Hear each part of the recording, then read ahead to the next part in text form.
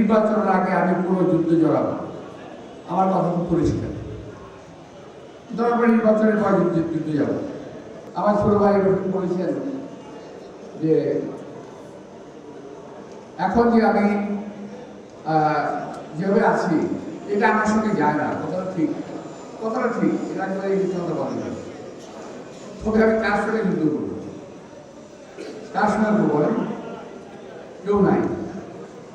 আগে করেছি আমাদের সিনিয়রদের সঙ্গে করেছি, সিনিয়র আমাদের সময় বয়স, এখন এমন কেউ নাই। এটা পড়া পড়বে, সে পড়ার জবাব আমি দেবো না। আমি ওদের পাতা ফাঁদে পা দেবো না। ওরা চাচ্ছে কি জানেন, যে আমি কোথাও না কোথাও একটা গন্ডগোল করি। আমি সেগুলো যাবো না ভাই, তোর যত চেষ্টাই করো, কোনো গন্ডগোল ঝগড়া ফেরত আমি নাই। কিন্তু যখন দরকার ছিল তখন করেছি, রাজপথে লড়াই করেছি, মুক্তিযুদ্ধে লড়াই করেছি, আবার যখন প্রয়োজন হবে লড়াই করব।